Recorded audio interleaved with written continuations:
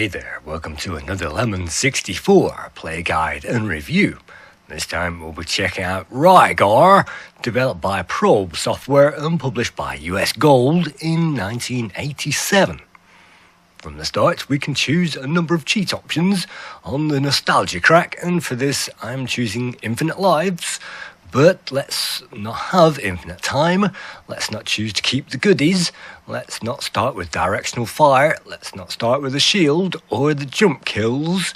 And for this, of course, I'm switching all the options off apart from the infinite lives. No idea what that means, and no long range either. So here we go, this is the title screen where we get to see the keys to press, and we can pause the game and reset the game and switch the sound off, which is a myriad of options, of course. And you can see the time ticking down, and when that time ticks down, absolutely nothing will happen whatsoever. Pressing the fire button, we get to see a story, and apparently it's 4.5 billion years since the dawn of mankind, and in that time they haven't actually come up with a decent conversion of Rygar for the Commodore 64. So this is level 1, and you can see that all we have to do is to destroy those enemies, and this is a basic platformer without too many platforms. Unlike a turrican game, we can jump on their heads and we can destroy them with our firepower.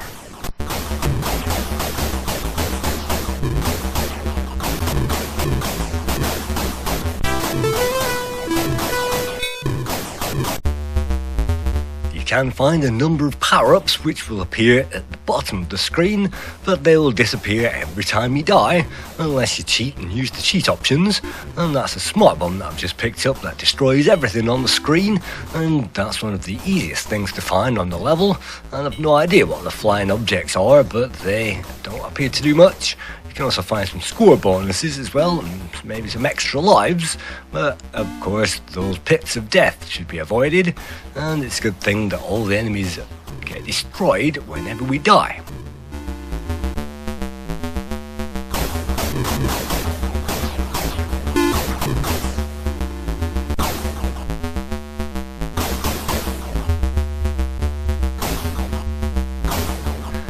In this game you can see some trees, but you won't tend to make much use of those, and you can see on this one a little bit of a crash, and that's just a bug in this crack that I'm using at the moment. And so that's level 1 completed, and of course when we reach the end of the level we'll get a nice bonus top up, and then we'll move on to a different scenario with a pretty similar set of enemies to kill, and it has to be said, pretty similar platforming action, but you can see some winged menaces now dive bombing us, so it won't be so easy as we progress through this game.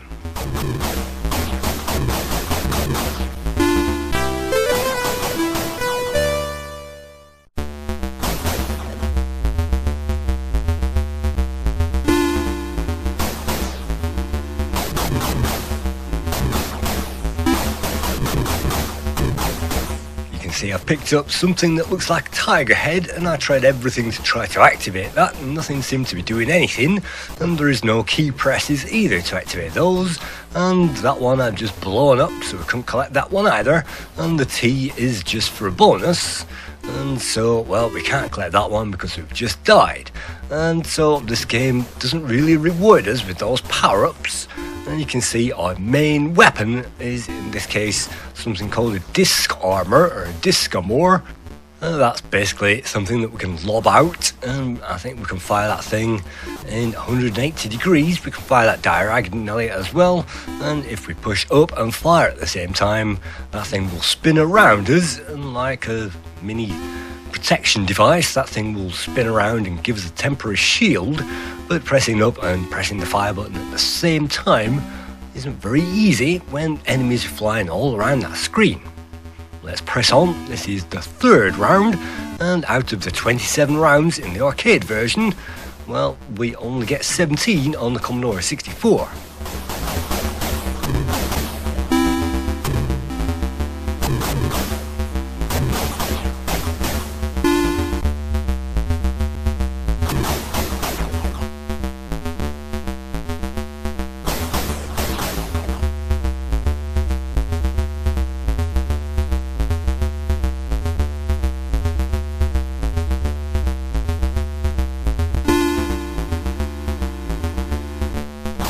Yes, we can even bounce on top of enemies' heads, but if we touch the top of the screen, we'll die, and if we touch that waterfall, we'll die, if we fall off the bottom, we'll die, if we touch any of the enemies, we'll die, and if we touch any of the enemy firepower, we'll die. So the only thing that we can do is die in this game, and that will be very rapidly apparent a bit later on.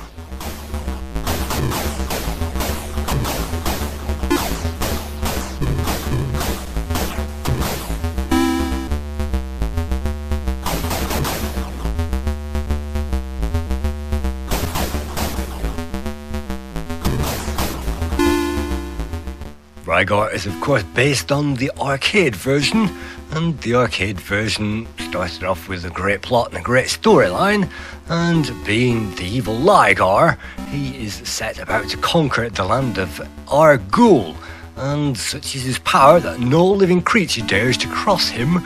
But legendary warrior Rygar rises from his grave to restore peace and justice, armed with his favourite weapon, the Discomore, which looks very much like a shield with a chain attached to it, and the hero can use a variety of other weapons including projectiles that can be fired in 4 directions, and powers scattered through the levels can be collected. The effects of these powers include increasing the firepower of the equipped weapon and also adding time to the clock, and also temporary invincibility with extra points, etc. You can see on the Commodore 64 we find some burrowing menaces which are an absolute pain, and that just brings up the cheat mode, because if you hold down fire on a stack of bricks or a high place and pull left and right, you can actually walk in the sky and walk in the sky all the way through to the end of the level. And that cheat mode is pretty original, but you can see I'm getting massacred here even as we make our way through to the end of level point.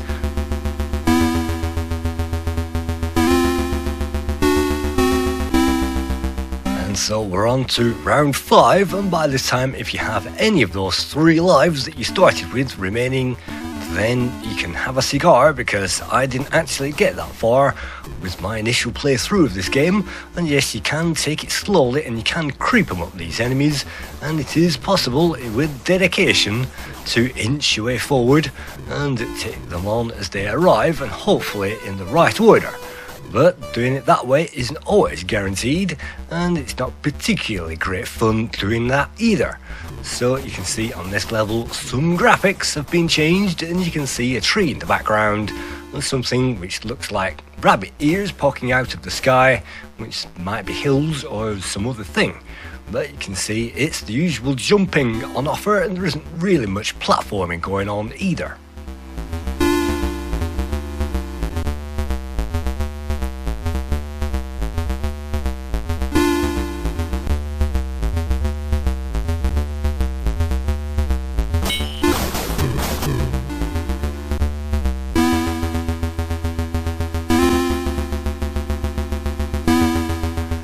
Many people have fond memories of US Gold, but US Gold were a pretty mixed bag on the Commodore 64, and this was released in 1987, before US Gold really had established itself with some classics.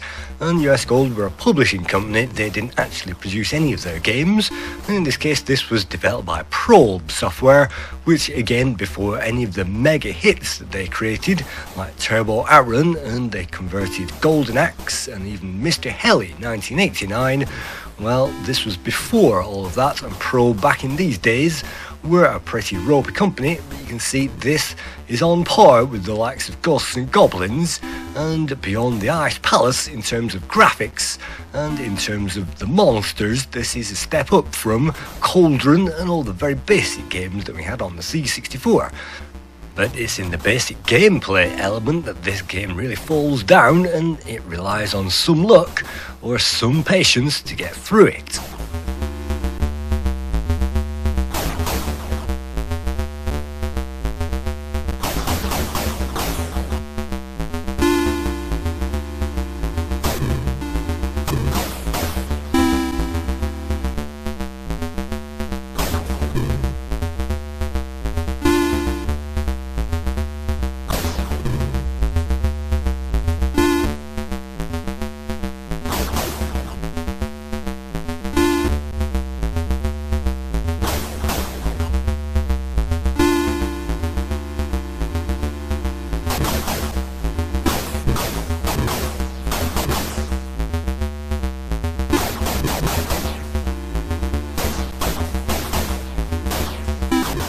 Opinions about this game were pretty split on the Lemon 64 website, and it got an average score of 6.2 out of 10 because there were lots of 7, 8, 9, 10 people who scored this 7, 8, 9, 10 out of 10.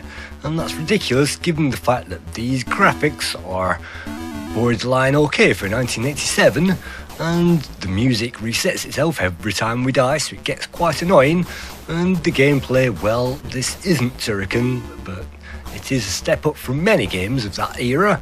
But again, looking back on this, given the fact that this is a pretty dated title, I'd say that the gameplay compared to the arcade does not stack up one little bit. Even moving into the trees are virtually redundant on the C64 version.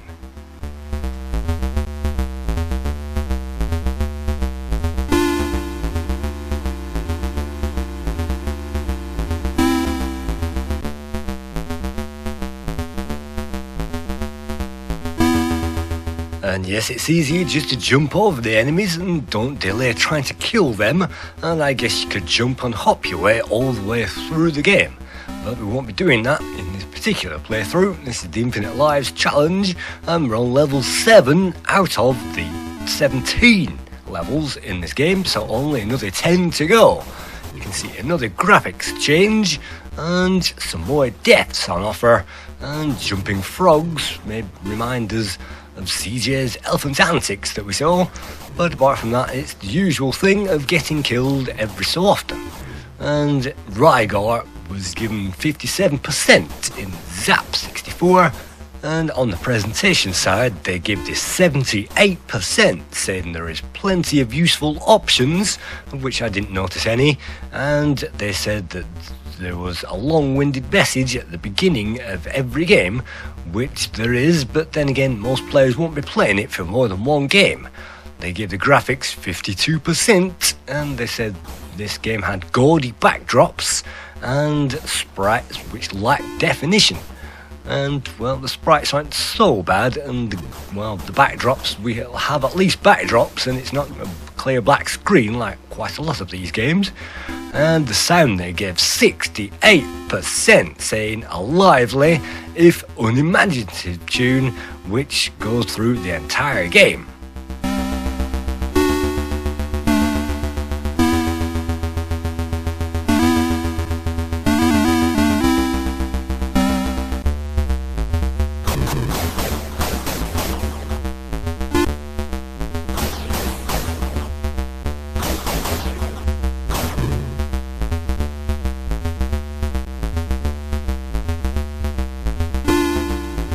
I think the music is only one step below an NES soundtrack, and even an NES could produce better music than this, given its limited sound capabilities. And I'd say anybody who got to this stage back in the day wouldn't find the difficulty being in the gameplay.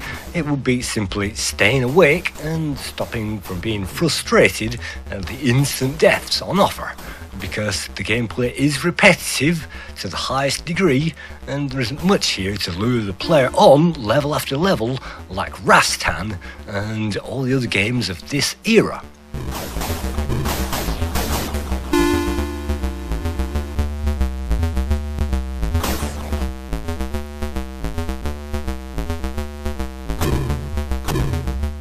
Zzap 64 gave this game 63% for hookability, saying it's very straightforward but not overly exciting action.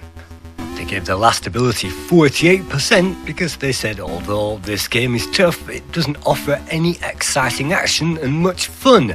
So overall they gave this pretty lame conversion 57%. And I'd say, well, the graphics are definitely a step up for this era. And the music by David Whittaker in this case is non-substantial. It really does not leap out of the speakers and make you want to play the game. And the code and the graphics, we've no idea who'd made the code, but it could be another Mark Kelly production of Probe, and if it is, well, it's a pretty competent if pretty boring conversion of a game which is mega in the arcades but pretty lame in this conversion. and so this bears little resemblance to the arcade machine, and even the NES conversion was head and shoulders above this.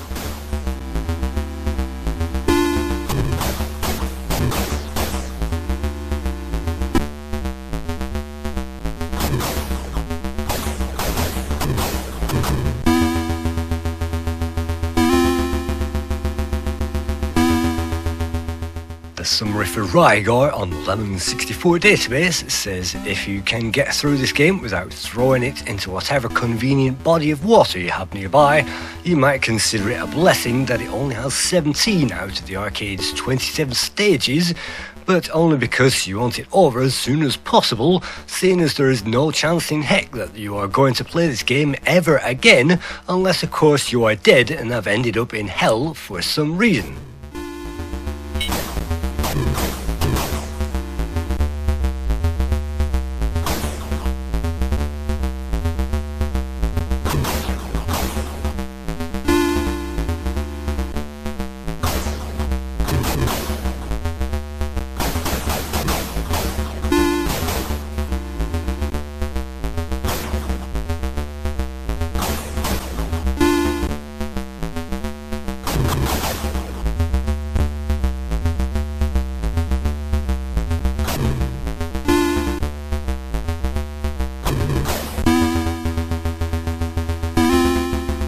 With only 6 levels left to go, there's just time to show you the cover of this game, and I had this on the original box set by US Gold, and of course this was the cover that attracted us all to buying the game.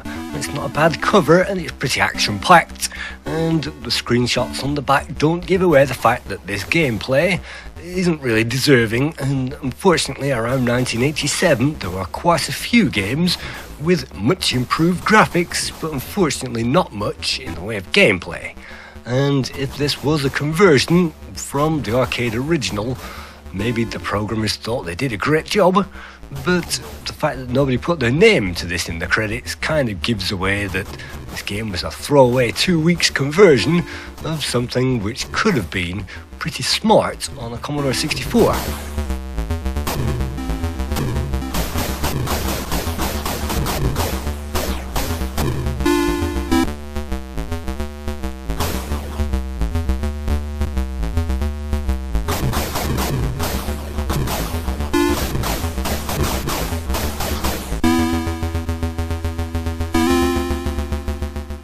That brings me slowly around to the scores, and Zzap 64 of course gave this 57%. The current score on Lemon 64 is 62%, thanks to all those 7, 8, 9, 10 scores, and Commodore Force actually gave this 50%, even though they said Rygar is derivative, boring and charmless, and in fact I can't think of any more to say about it. My utmost apologies, and yet they still gave it 50%. And so the lowest score in this case went to Commodore User, who awarded this 20%, and that's probably a very good estimation of it. All that gives this an average score of 4.5 out of 10.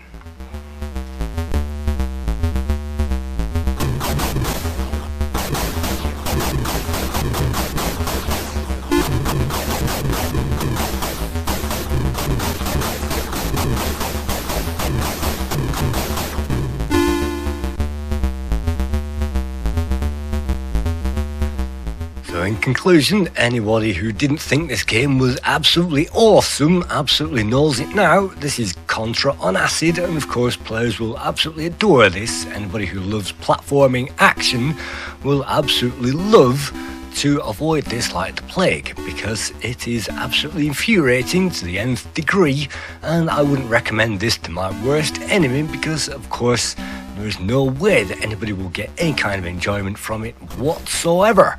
And so we're on stage 14 and we actually get a palette swap. We're now on grey backgrounds, which is pretty boring and reminds us of maybe Ninja Spirit and pretty small sprites and games where we had to run through it.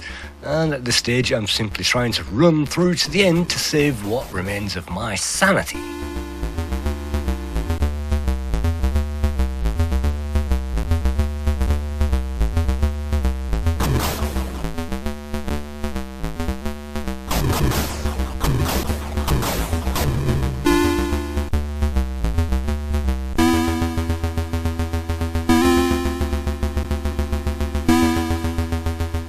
breathing a sigh of relief to hear that music, but for all the wrong reasons. It means that we only have 2 more levels left to go until we complete this game.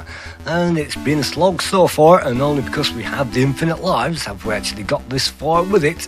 And as you can see, the next level is identical to the previous one, which gives the player at this stage all the encouragement they need to see the end of the game.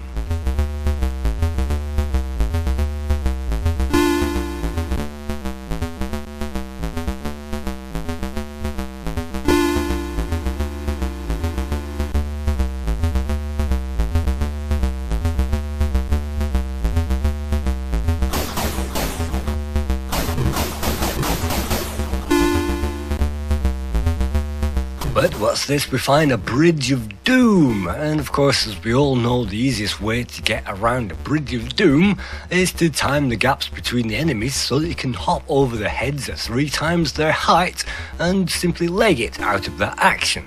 And that simply does not work 9 times out of 10, and you will die anyway trying to do that.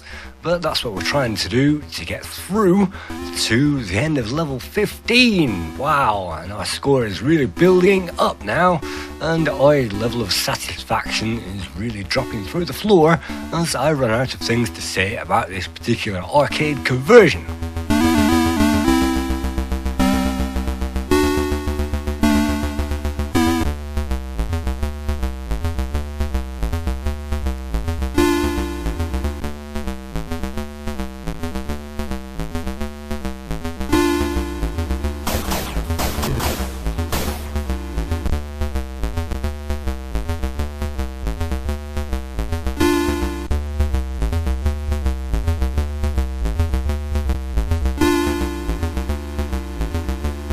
Thank you once again for watching another Lemon C64 play guide and review to this game, and the review says don't bother with it. The game is even so cheap that it doesn't even give us a 17th round, even though the round switches to 17. It just goes straight back to the game over message, which is of course a massive fanfare and a massive animation to go with it.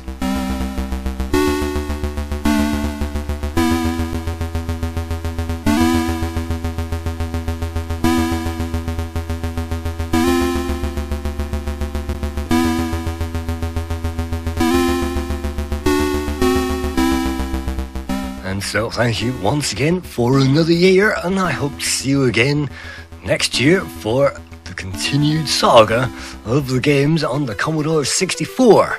In the meantime, I'm not probably going to bother entering my name on that high score table, and we'll be back for hopefully a Christmas special in December, where we see hopefully another well-known game that everybody remembers on the Commodore 64.